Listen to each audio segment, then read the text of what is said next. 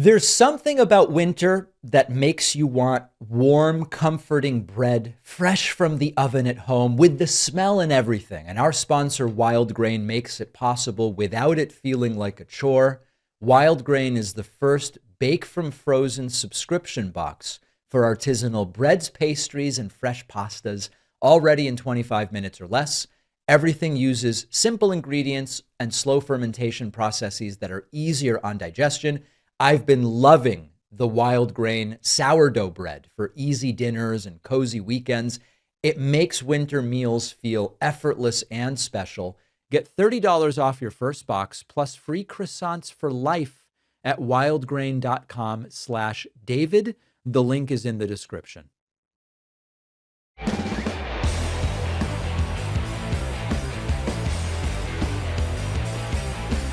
Well, another day, another disastrous interview for Donald Trump.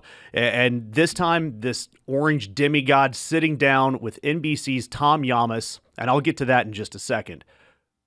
But yesterday was a special day in Trump world for all of us. Because while Trump was out there lashing out at reporters and threatening the world metaphorically, he was soaking the world in gasoline holding the lighter. J.D. Vance was sitting down with Megyn Kelly in what they are calling an interview. I didn't see it as an interview per se. I saw it more as, a primer for a Vance presidency. And that's where I'm starting today. I'm starting today by talking about J.D. Vance and this interview with Megyn Kelly. And I know everybody's going to already start thinking it. Why are you talking about J.D. Vance up front when Trump is spiraling? He's threatening war. He's attacking elections. He's embarrassing our entire country. And that's a fair question because J.D. Vance has just been a wet blanket out there this whole time. But the answer that we are looking at today is that first, J.D. Vance, he's just as MAGA-centric as Donald Trump. The same policies, the same instincts, the same cruelty, the same beliefs. But the difference is that J.D. Vance is polished. He's delivering the same message without all the chaos, without the spectacle, without the necrotic hand. And for me, that makes him much more dangerous in the long term. And how does that play into everything? To me, it goes right to what's happening in November, the midterm elections. November 2026, we're seeing it right now. Trump is getting crushed in the polls. David's talking about the blue wave that's ahead, and I see it too. And the hope from Republicans is that someone like Vance can carry Trump's message without all the Stephen Miller lunacy and send that person, the J.D. Vance character, out on the campaign trail. And frankly, beyond 2026, this is a tryout for 2028. We saw Trump talk about a Vance-Rubio ticket. And frankly, I don't even know if Trump's going to make it to the end of his term. So we may see a J.D. Vance presidency even sooner. So what do? They parade out this puff piece audition interview, and it seems like it's a great way to get Vance off and running, out in front of the masses. And look, before I get any further into this, let me be clear. Megyn Kelly didn't interview J.D. Vance. She didn't challenge him. She didn't force him to reconcile any of his contradictions. She didn't call him to task on anything he said. Instead, this was more of a presentation, a coming out party, if you will, for J.D. Vance. And look, don't take my word for it.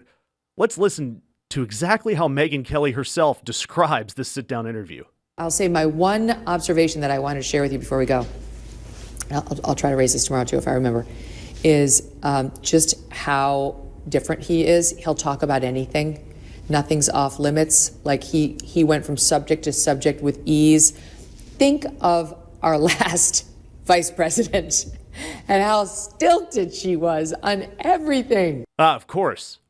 Kamala Harris has entered the picture. Okay. All right. Go on, Megyn. It was like her weird transgressions into Venn diagrams and burdens and so, like, this guy was like, boom, boom, boom. He could make jokes. He could make fun of himself. He could get serious. He could talk in depth on policy. He could, be funny about Don Lemon and so on.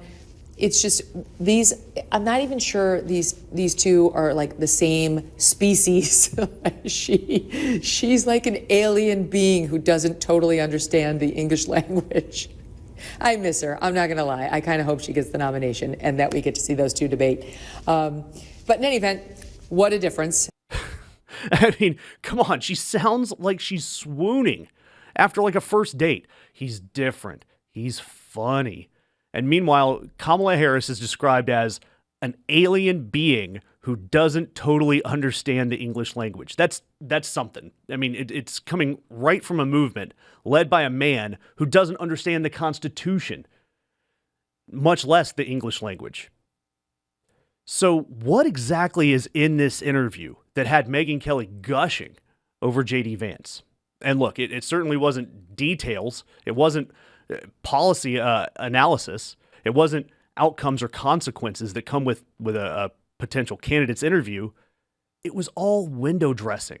It was about trying to make sure that J.D. Vance can sound calm. He can sound reasonable, like the adult in the room. He can sound presidential. And that's the test here. That's the entire performance. It exists in stark contrast with what's happening in the real world. Look, if Megyn Kelly were a credible journalist, she would have pressed Vance on even the least popular MAGA positions, flirting with war, Venezuela, Cuba, Iran, Greenland, threatening our allies in Europe, cozying up to Russia, American citizens being detained and disappeared and violating their First, Second, Fourth, Fifth Amendment rights, all shredded. You've got Trump flirting with nationalizing elections, raiding the election offices in Georgia, and you have a sitting president linked to extremely damning documents involving horrific crimes against children. In any other world, just one of those issues shuts everything down. Here, they turn it into a yuck fest. Chuckling, smiling, softball framing. I mean, that's all it was. They were humanizing this regime. I mean, look, she brought up a lot of these topics, but JD gave total non-answers, and Megyn would happily accept these answers as if they're the truth. And look, I'll say this. I'll give JD Vance his flowers. He's good at walking a careful tightrope. He's good at this. He's a chameleon. He adapts to whatever his audience is, and he adapts to whoever's going to reward him the most. That's why he's the vice president. He has zero fixed beliefs, and it actually reminded me of one of my favorite words in the English language, and it's a politician who is shrewd but really has no beliefs. It's called a snollygoster. So we've got snollygoster Vance out there knowing that he's got to be the one that carries MAGA to win in 2026 and to win in 2028. And so what does he do? He validates his base, but he distances himself from the chaos and the consequences of the president. Well, the president said very clearly Putin should not have invaded Ukraine. We're going to try to work and bring that to an end, but there might be some areas of cooperation too. His attitude is not, you're our friend, you're our enemy, we're going to go to war with our enemies, and we're going to be, we're going to give our friends everything without asking questions. His attitude is, we're about alliances. And you could have a country where we have a 90% aligned interest, but we're going to disagree on 10% of issues. Meanwhile, we may disagree with Russia on a lot, but we may agree on some things. And I do think that is a fundamental reorientation. I mean, listen to that. Listen to what he's saying. He's talking about a war where Russia invaded Ukraine. And Vance is talking about it, softening it up to make it a disagreement. And look, he goes on to talk about immigration the same way. Because if you look, even in very blue places, like Memphis, Tennessee, or a number of other cities, you see the system working as it should. An immigration officer goes in, arrests an illegal alien, that person gets processed and deported. And if, God forbid, you have a mob forming, the ICE officers can call the local police and say, hey, these guys are threatening us, they're harassing us, they're maybe even assaulting us. Again, instead of the Stephen Miller cruelty, you're getting this administrative inconvenience. He makes this sound like paperwork. These deportations, the acts of ICE and the DHS, he's making it sound like an administrative task. He's making morality into efficiency. And that's exactly how you normalize this extremism. And Megyn Kelly, she's not doing anything. A real journalist would have stopped him right there and asked him why the mob was forming. And we don't ever get that question. Instead, we get these chummy questions like what happened with Don Lemon. Listen to this. We mentioned the press a minute ago. Someone who claims to be a member of it is Don Lemon, who's been arrested now. The dumbest man in television. Yeah, I mean, that's Formally. saying something. He's under arrest because he stormed a church in the middle of a Sunday service, along with a lot of other rioters, and disrupted people trying to worship. He's trying to cloak himself in the First Amendment, saying this is an attack on freedom of the press. And you say what? Well, I say first, Don, no one's objecting to you standing outside of a church and protesting. No one's objecting to you no one's saying you can't protest the Trump administration's immigration policies, or frankly, our policies on anything else. What you cannot do is go into somebody's house of worship and prevent them from exercising their First Amendment right to the free exercise of religion. I don't even know what to say. They're brushing aside his credentials, just making fun of Don Lemon openly, and making fun of him being a journalist. That's extremely rich coming from Megyn Kelly, especially in this situation. She's exhibiting exactly what she's accusing Don Lemon of. And look, personally, I watched the whole thing. I wasn't impressed. But I understand why it sells.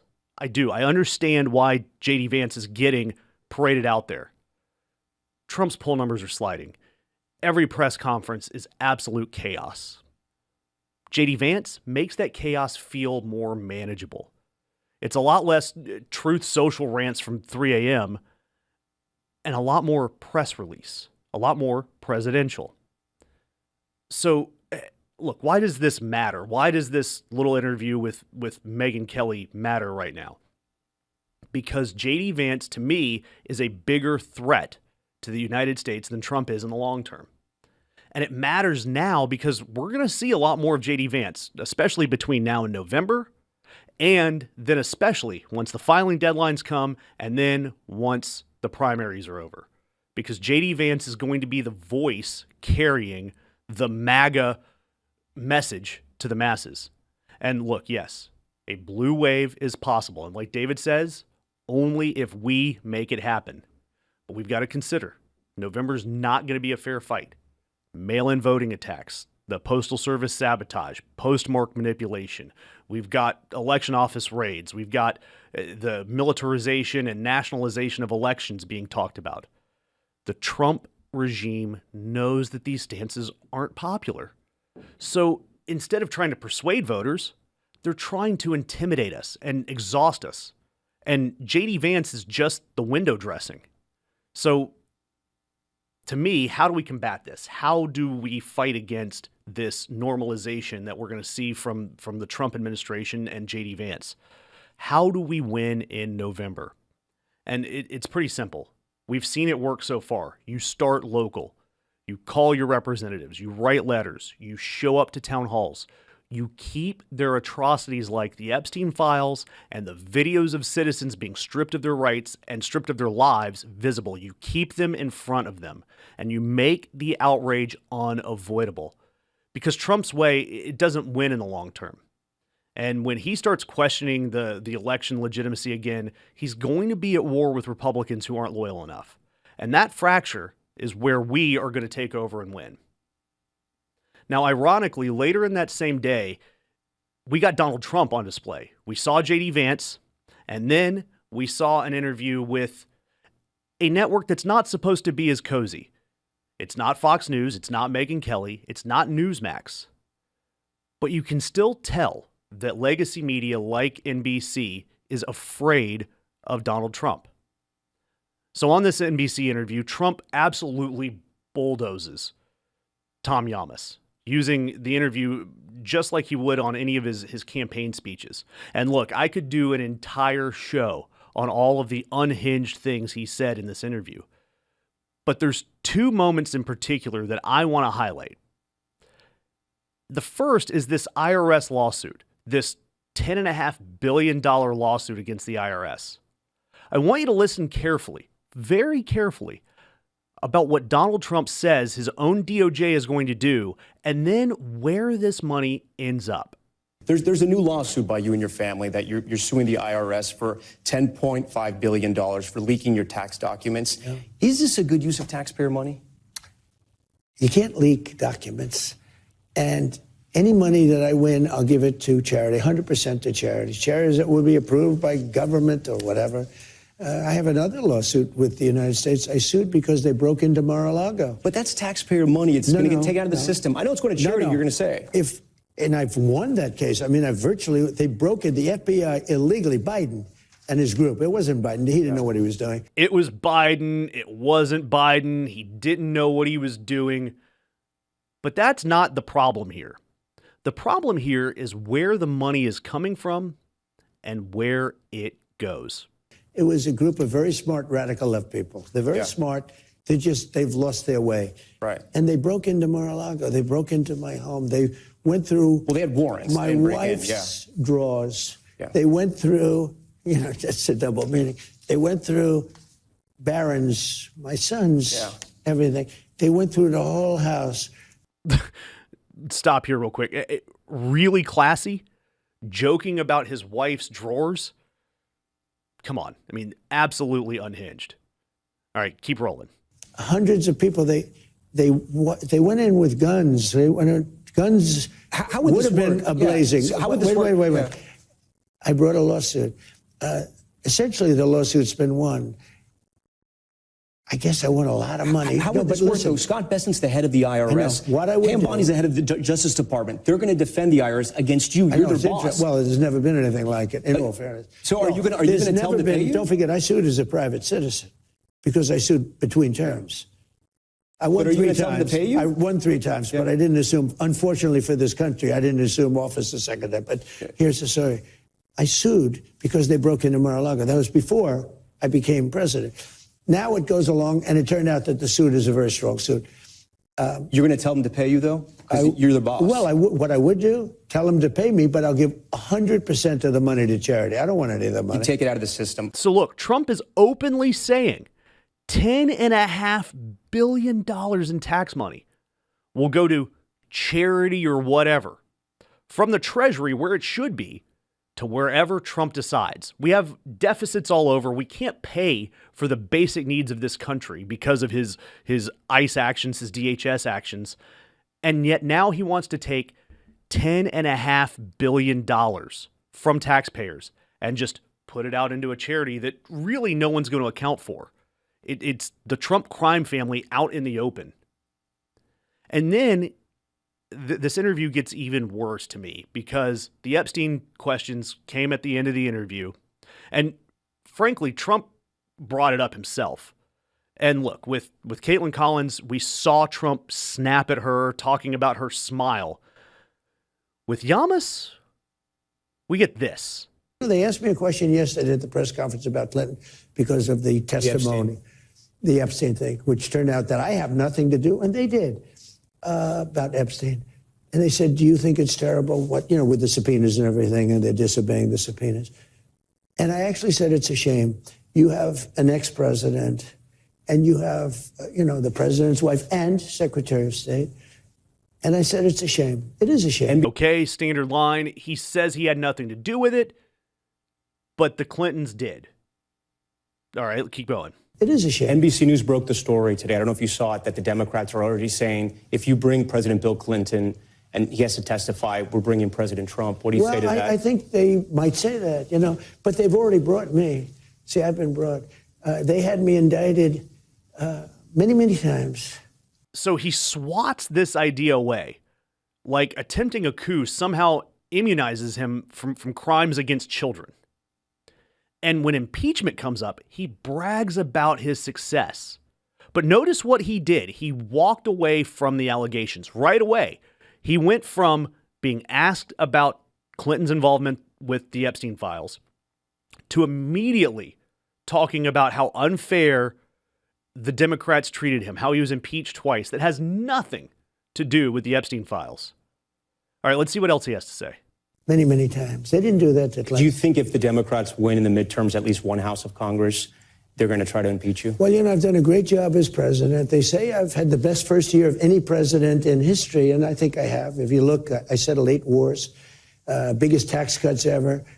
Right now, we have more under construction with the factories, the car plant. You know, they're all moving back into the country. They were stolen from us over a 40-year period. They're all coming back from Germany, from Canada, from Mexico, from Japan. And then the interview concludes with a truly bizarre account, a truly bizarre statement about Bill Clinton. And we've seen the photos in the Epstein files. We've seen the innuendo. We've seen how cozy Donald Trump and Bill Clinton were earlier in their careers.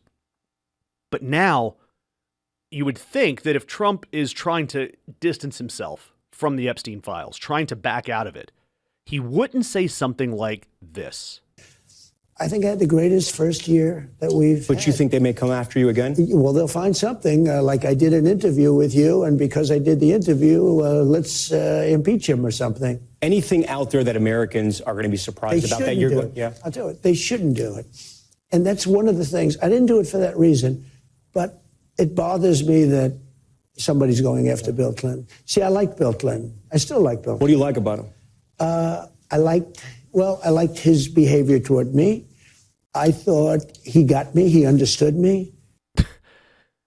I mean, this is not normal behavior.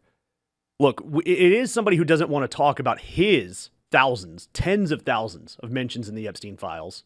But this is a man who is just trying to confuse everyone. It's the word salad, the Donald Trump standard of no substance. All right, guys, man, time flies when you're having fun. I'm Josh, filling in for David Pakman. We've got plenty more to cover today. And if that's not enough, you can catch me over at Ring of Fire Weekends on YouTube. It's the Ring of Fire on YouTube. And then you can find me on my newly launched Facebook and IG pages at The Voice of the Left. I'd love to hear from you. I'd love to have you drop a comment. Let me know what you think about me filling in for David. And we've got more content coming for you right here. A good hoodie matters more than people think, especially this time of year when you're reaching for the same layer every single day. I've gone through a lot of hoodies that look fine at first, but they just don't feel like something I'm going to want to or even be able to keep wearing season after season. And this is why I love our sponsor, American Giant. I've been wearing their classic full zip hoodie. It just feels different. The fleece is custom heavyweight. The fit is comfortable without being sloppy. The details stand out. The side panels give you mobility. The hood is double lined.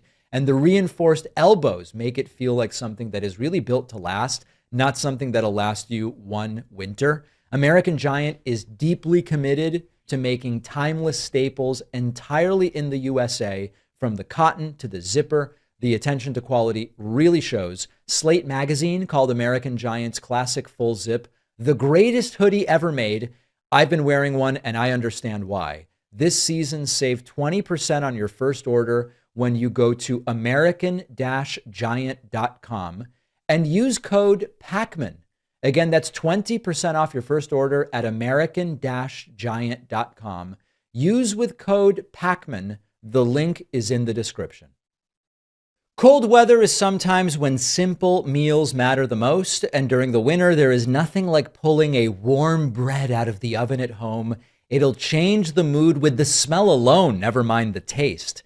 Our sponsor, Wild Grain, is the first bake from frozen subscription box for sourdough breads, artisanal pastries, and fresh pastas, all ready in 25 minutes or less with no prep. Wild Grain uses simple ingredients and a slow fermentation process, which will add flavor and can be easier on digestion. No preservatives, no shortcuts. Lately, I've been reaching for the Wild Grain sourdough loaf for quick dinners. Their cranberry pecan rolls are great for the weekends. Everything comes out perfectly browned and fragrant. Wild Grain's boxes are customizable. They include gluten-free, vegan, and protein box options, so it fits whatever you've got going on. Delivery is reliable. Baking is hands-off, perfect for cozy brunches or easy weeknights. Nothing like having an artisan bakery in your freezer to chase away that winter chill. Get $30 off your first box plus free croissants for life at wildgrain.com/David. The link is in the description. All right, hang tight with me, guys. This is going to be data heavy, and I know I'm already cringing. This is coming from a right-wing source, but it's important because it ties directly with what the administration is claiming about their immigration policies. And to me, immigration is the biggest evidence that we see that this regime, the Trump regime, is not aligning their rhetoric with actual numbers. The actual numbers and what is happening with immigration, it doesn't live on the same planet that the Trump administration. So I want to walk through some of these numbers and what they actually say calmly, clearly, and carefully. And I want to use a source here that's going to make, it's going to make all of us uncomfortable, but it's especially going to make the people on the right uncomfortable because the numbers are coming from an unexpected source. It's a white paper put together by the right-leaning, the libertarian Cato Institute. They're not exactly a socialist knitting circle here. And this week we saw, and this is part of a series that the Cato Institute has been doing over the last few weeks. The Cato Institute released a major white paper analyzing the fiscal effects of immigration on government budgets. And they went all the way back from 1994 through 2023, 30 years. This is a really deep dive into the economics of immigration in our country. It goes through multiple administrations, multiple economic cycles, booms, recessions, deportations, everything in between. And the conclusions directly contradict a large portion of what the people on the right are saying about immigration. So I want to start real quick, just to recap for those of you who don't know who Cato is and why this matters. Cato is a right-leaning libertarian conservative think tank. They are huge champions of free market economics. They're skeptical of big government, of government spending. They don't like centralizing economic control. They're not at all progressive. And they are certainly not aligned with democratic messaging, anything on the left. They are not aligned with that. Their interest here is economic efficiency through free markets, which means to me, if they're publishing this 30-year fiscal analysis saying immigration is not a budgetary disaster, which is how this comes to light, it deserves attention because this is someone from the other side contradicting the Trump administration. So let's talk about what these numbers and what they're saying. Let's start with the big numbers, right? Between 94 and 2023, immigrants generated $24.2 trillion in tax revenue. Compare that to the government spending on those same immigrants. The government spent $13.6 trillion. That means immigrants in this country, just by being here and participating in our economy, produced a surplus of $10.6 trillion. So, that's a huge number. Now, let's keep digging into this because it gets more important as we go on, right? So this concept of this surplus, it means lower deficits, lower interest costs on government debt. And Cato goes through all of that. They go into the debt savings. And you bring this total benefit, so not just the $10.5 billion, you're looking at the entire fiscal benefit, including the debt savings. It raises it to $14.5 trillion over those 30 years. That's $500 billion a year. Over the last 3 decades. And look, it's important to note here too, this is the best part to me. And this is like what you can take away and argue with all your right-wing friends on Facebook or wherever. The white paper doesn't just include immigrants that are here with documented immigrants. It includes the undocumented population as well. And the other surprising part is if you look through this, this wasn't just 1 year or a fluke or any weird spikes. Cato tracks the numbers year by year. across the same period, across this 94 to 2023 period, again, immigrants pay more in taxes than they receive in government spending and government benefits in every single year of their study. Not most years, not on average, every year. Cato even goes into what happens if we had the Stephen Miller dream scenario where there are no immigrants. They modeled the counterfactual here. They modeled what happens if immigration goes away, if it's dramatically reduced or eliminated. And the numbers are stark. Without immigration over the last 30 years, the U.S. government debt would exceed 200% of GDP, double the current level. And look, we know this. We know we're taking away workers. We know we're taking people away that are doing critical jobs in the United States. We're killing farms. And we know that a smaller workforce means less tax revenue. And we know that undocumented immigrants, they're paying taxes and they're not getting benefits. And with all that lost tax revenue, you have higher per capita costs and a greater reliance on the United States to take on more debt. So yeah, Stephen Miller's dream would crush our U.S. economy. And there's another figure that I found surprising in this whole thing. Over their lifetimes, immigrants individually paid almost or approximately $130,000 more in taxes than the average U.S. born resident. $130,000 more in taxes than the average U.S. born resident. And that includes your federal, your state, your local, all taxes across everything. And it reflects this long-term participation that we've had of immigrants in our labor force. It goes through the consumption taxes, the payroll taxes, all of it. So yeah, we see the talking point. We see the right saying, everything from houses to benefits to entitlements, all of it is that immigrants burden our governments. And they're specifically saying, and immigrants aren't, but the right is saying that the burden is specifically on your state and local government. So let's look a little bit more at those numbers, the state and local level. In that 30-year period, 94 to 2023, immigrants paid $9.6 trillion in state and local taxes. And state and local spending was $4.7 trillion. Net surplus, $6.6 trillion over the whole thing, all numbers put together. So when people are arguing that immigrants are draining local budgets, the long-term accounting doesn't support that. It doesn't support their claims. And we know that the right's going to run away from the data. They're going to run away from the numbers. And they're going to maybe say, hey, look, we're going to put these numbers, if they come to light, they're going to put them in buckets. They're going to say, well, it's one thing, not the other. But again, Cato was detailed here, and I hate to give them their credit.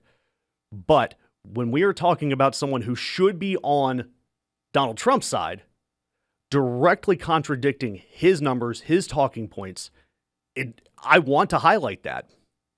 And the Cato Institute goes through all of the categories.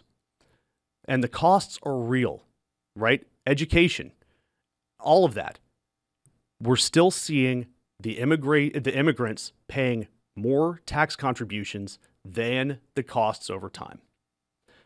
Now, I will show what the right is going to say that they are going to point to in this whole study. Cato highlights the mismatch between where taxes are collected and where the services are provided. I already said that a lot of these costs are occurring at the state and local level, while the biggest tax revenue is going to the federal government. That's a federalism issue. That's an issue between our federal government and our state governments. It's a budgeting issue. And so when you see the Trump administration hammering these blue states, he's not dealing with fact. He's cutting spending for childcare. He's cutting spending across the board, especially in blue states, claiming it's because of immigration. The fact is, immigrants are subsidizing non-immigrants. And again, I mentioned earlier that this white paper includes undocumented immigrants. And here is a statistic that is going to surprise people. Non-citizen immigrants, including the undocumented ones, accounted for approximately 44% of the total fiscal benefit in this study.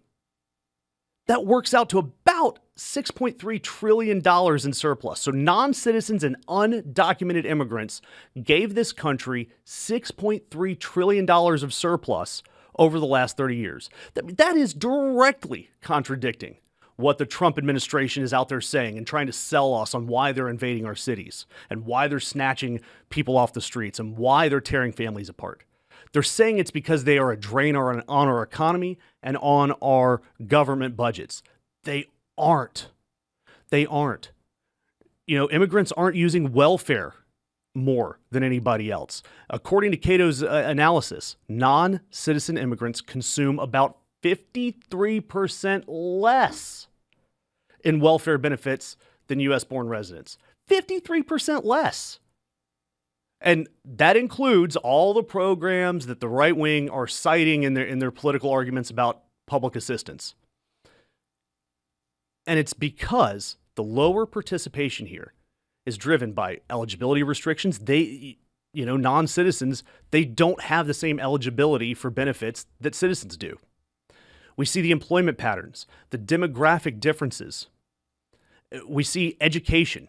I talked about that a minute ago. It's usually the biggest cost associated with immigration.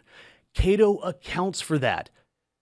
When all of this money is included, including education, immigrant households are still ahead of the curve. And it's just showing us this long-term benefit, the upfront costs followed by a long-term benefit. And in all of that, we are coming out ahead.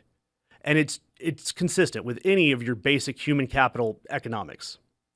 Now, I want to point out that Cato didn't put this out because of altruism. They're not putting this out because suddenly they've shifted their ideals on how this country works and how the economy works. They published it because immigration aligns with free market economics. We hear all the time that immigrants do the jobs that citizens don't want to do.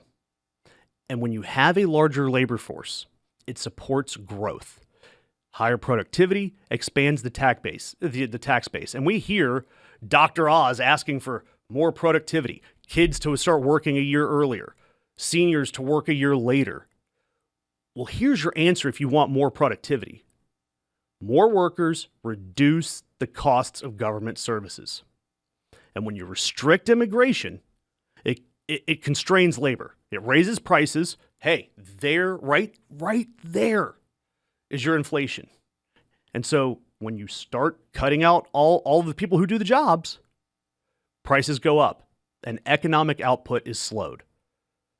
And if you compare this to the dominant political narrative on the right, the MAGA talking points, they're blamed for the budget deficits, the strained public services, fiscal irresponsibility, fraud in daycares.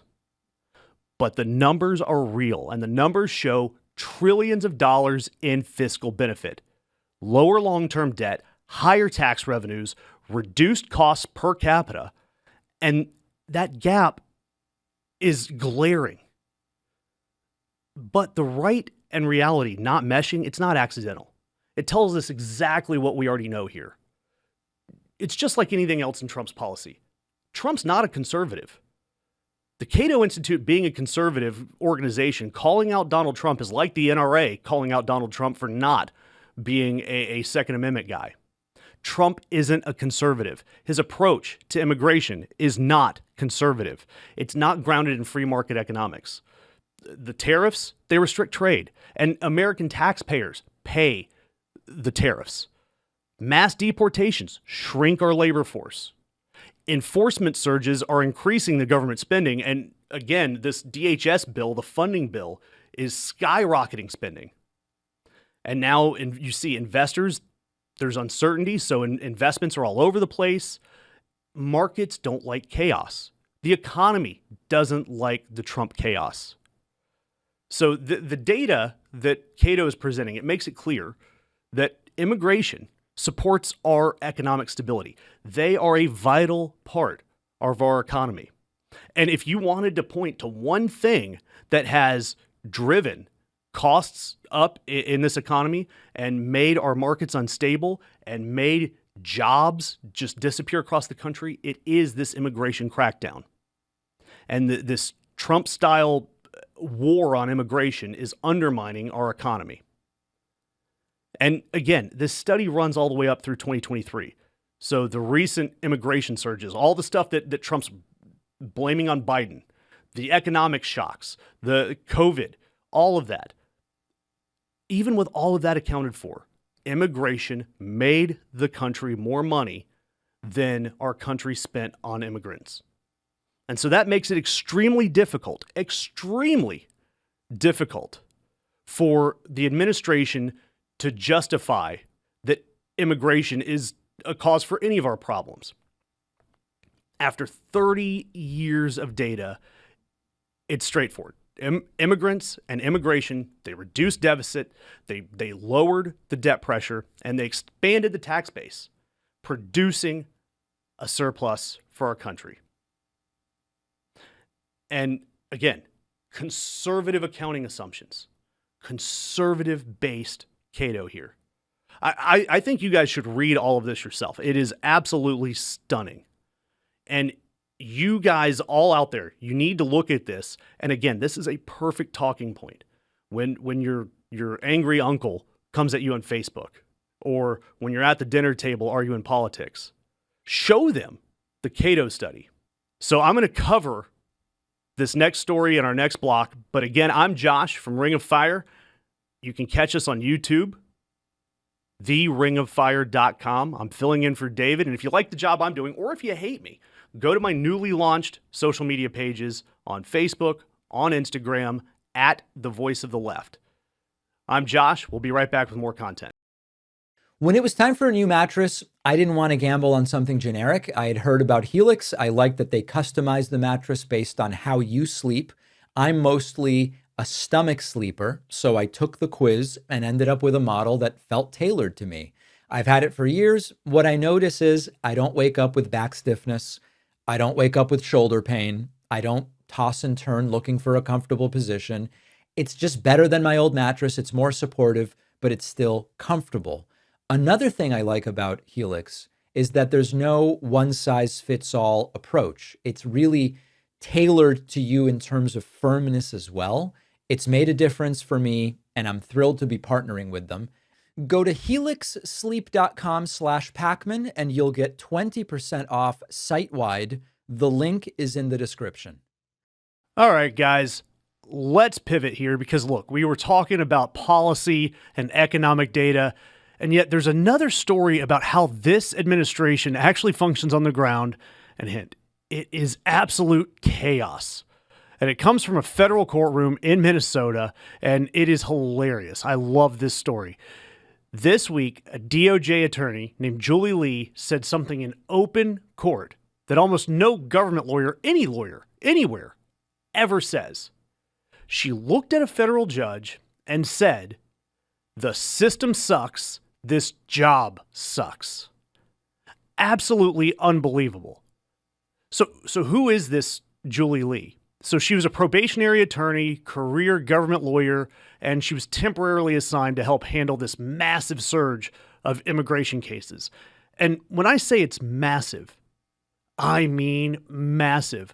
We're talking 90 cases given to Julie Lee in just a few weeks.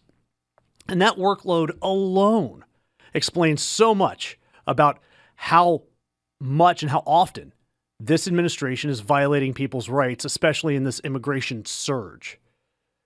This hearing, it wasn't, though, one of the routine hearings about any of these 90-plus cases. Judge Jerry Blackwell called this hearing for a very simple but important reason. We've seen it everywhere.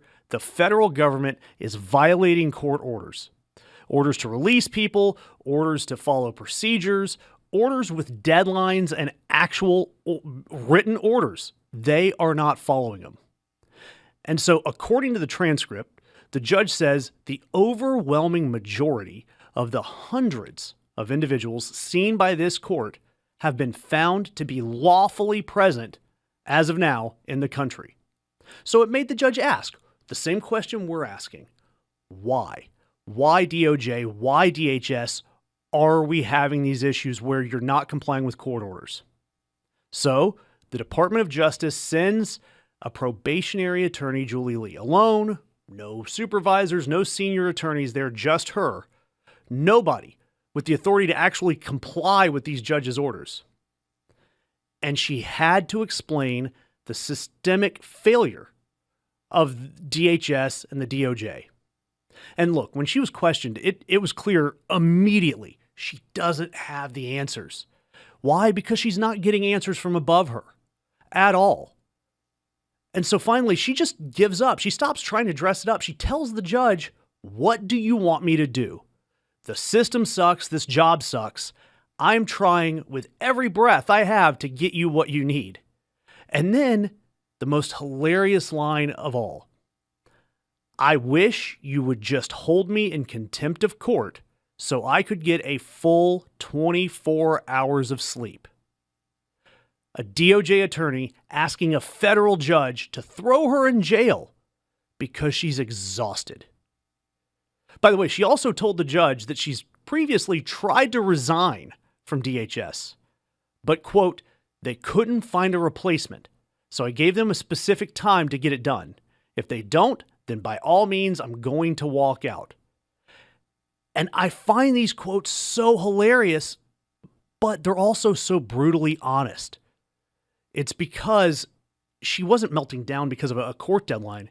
She's melting down because the system is drowning her in this avalanche of cases pushed by this aggressive enforcement, no legal infrastructure to support it. Again, more than 90 cases here and no answers coming from above. She was the sacrificial lamb. And of course, it's saying everything about how accountability is working with the Trump regime. There is none. They don't care about court orders. They just offer up some low-level, overwhelmed attorney. And predictably, right after the hearing, Julie Lee was removed from the assignment. Why? Because she said the quiet part out loud. And it's just more of this administration violating the law absolutely brazenly. Just to catch you up again, I'm Josh. I am filling in for David. He's off in Portugal. I think he's negotiating with those orcas that are sinking all the sailboats. But you can catch me on Ring of Fire weekends. That's youtube.com, The Ring of Fire. Or you can check out any of my social media pages, Instagram, Facebook, they're newly created, at The Voice of the Left. But we've got a lot more content coming up. So stick with us. You know, I'll often talk to my friends about what do we really think is private on our computers and on our phones. And many people believe that their emails are genuinely private. And it turns out that a lot of the email services are looking at your emails and can look at your emails even after you have deleted them, which is why I recommend our sponsor, StartMail, a trusted name in secure email for more than a decade. StartMail is based in the Netherlands. Netherlands is known for very strong data protection laws. Your emails won't be scanned. Your emails won't be tracked. StartMail will block those invasive tracking pixels so you won't be monitored by companies and by hackers. And when you delete an email in StartMail, it is gone for good. Your data stays private. They are all in on this with a ton of features, including aliases to keep you anonymous, strong encryption with your emails. It is super easy to move to StartMail. It's a few clicks, migrate your emails, migrate your contacts. You really can't go wrong. Try StartMail for yourself, completely free for 7 days at startmail.com/Pakman, which will also give you 50% off your first year. The link is in the description. So you've seen us cover the Trump NBC interview already. And one of the things from this Trump NBC interview that really matters even though something that, when I first heard it, sounded very casual at the time, was Trump talking about Joe Rogan. And it really does matter more than it sounds like it should. I'm Josh, covering for David Pakman right now. You can catch me on Ring of Fire weekends, youtube.com/The Ring of Fire. And look, Trump doesn't name drop people unless they matter to him, unless there's something to gain from it or he can attack them. Joe Rogan mattered in 2024 because he functioned as a distribution channel into young men who don't watch cable news. They don't open up the paper, if people even read the paper anymore. They don't read op-eds, and they don't identify with politics daily. So this so-called manosphere, and it was a group of comedians, and it was led by Joe Rogan. It wasn't just a sideshow. It wasn't just comedians asking questions on a podcast. It was a pipeline. And this pipeline worked. It worked tremendously well for Donald Trump in 2024. Trump won the category of young men, men under 30, by double-digit margins. So it was a real swing that happened. And certainly, Joe Rogan played a huge role in that. It helped decide races across the country because the campaign, through these manosphere podcasters, understood the dynamic, and they leaned into it, especially headed into November of 2024. So when we're hearing Trump talk about Joe Rogan now, it's not nostalgia or anything like that. It's because Trump needs him again. And we've heard Joe Rogan lately. We've heard him criticize Donald Trump's policies on immigration. We've heard him criticize kind of the overhanded overreach and the fact that the economy is not improving under Donald Trump. So Joe Rogan has appeared recently to drop his endorsement of Trump. And we're seeing the same thing with polls. Polling over the last year shows that Trump's approval rating with the under 30, the 18 to 29 group with young men, it's dropping sharply, down 10 points or so from where it was around the election and where it was around the inauguration. Only about 1 in 4 men are saying that Donald Trump is delivering for them. It's roughly a quarter. Roughly a quarter of the people that voted for Trump in 2024, these young men, say they wouldn't do it again. And that erosion is super, super important because this was not a locked-in group until this Trump campaign. And it was a collision of Charlie Kirk identifying with the issues that young men are facing, and Joe Rogan reaching out to them, just asking questions. Rogan, we know this, he's not a policy communicator. He's a mood guy. When he starts questioning Trump or criticizing him, it signals a shift in mood, how people feel about what Donald Trump is doing.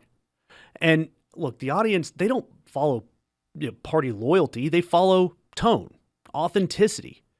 So when Joe Rogan's tone about Donald Trump changes, young men's behavior is changing. And that's going to bring me to a deeper dive into some data here. After 2024, Democrats identified that they lost with young men.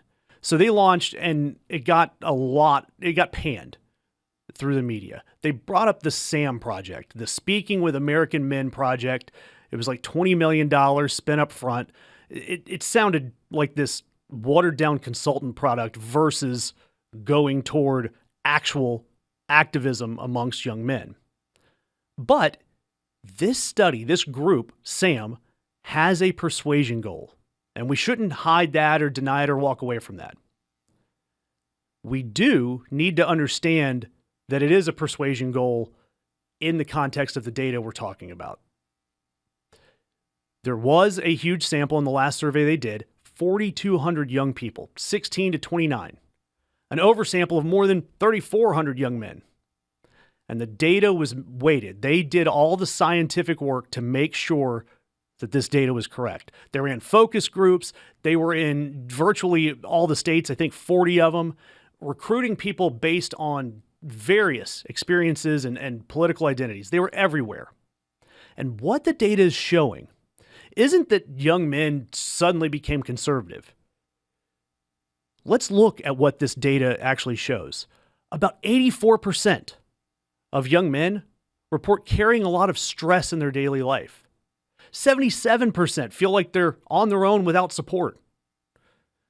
We see the same numbers saying that men are judged harshly for showing weakness. It's that machismo, that macho man feeling, and they feel like they're being criticized for not having enough of it. And here's the important part. 57% say they held back their opinions out of fear of social backlash. And so young men felt left behind. So that's where Trump, Joe Rogan, Charlie Kirk, they picked these men up, these young men. They picked them up when they felt like no one identified with them at all. And then we talk about the economy, because the economy is important. It's not improving. And these young men identified the economy as a major, major issue for them. 38% saying that they're just getting by and not really saving any money. 31% report being homeless or near homeless at some point in the last 5 years. There's 28% of them have more than one job, and a majority of them say that rent, housing, affordability, day-to-day thinking, all of this is not secure. And this is the environment that Trump walked into in 2024. And he didn't win them by persuading them on tax policy or tariffs. He validated their feelings and turned it into anger. And he used that anger to promise disruption from a system that left them behind. And he framed himself as this person that was willing to break that system and unrig the system against them. Of course, just like with everything, the Trump promises didn't help. Housing's not cheaper, rent's not cheaper, old-fashioned groceries are still expensive, job security sucks. Trump didn't make their life any easier. And so these young men, they're seeing the outcomes not match the branding that they were promised. And this data is showing us that this economic instability and the fact that these men feel left behind are major factors in what they are going to do moving forward, 2026, 2028, whoever can reach out to them and have credible leadership and give them stability, economic breathing room. Those are things that these young men are looking for. And then there is an element of foreign policy that lines up with all of this. Younger men, especially Gen Z, are completely opposed to war. And Trump, the peace president, begging for the Nobel Peace Prize, promised them no new wars. No new wars.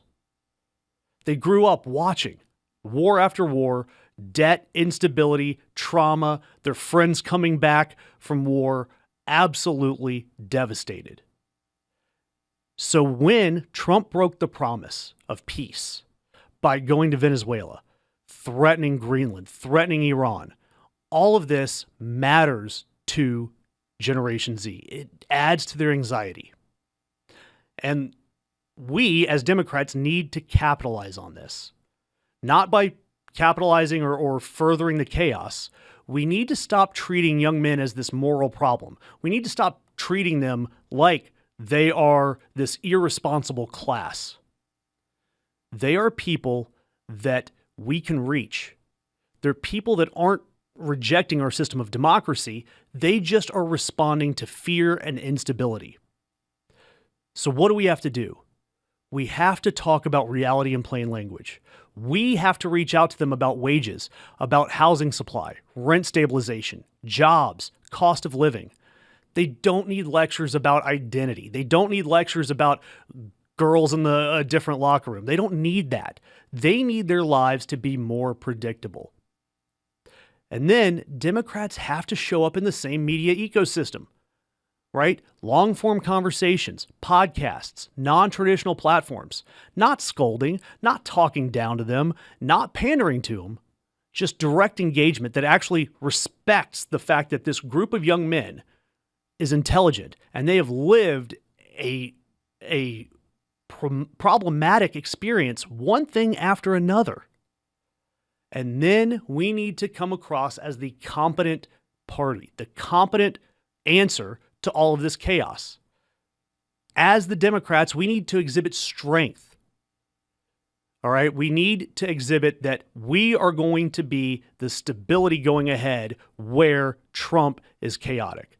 And finally, we just need to deliver something tangible, just something. And all these studies show that we're doing the right things, right? Small wins. We just have to win on housing, debt, training pipelines, any of this.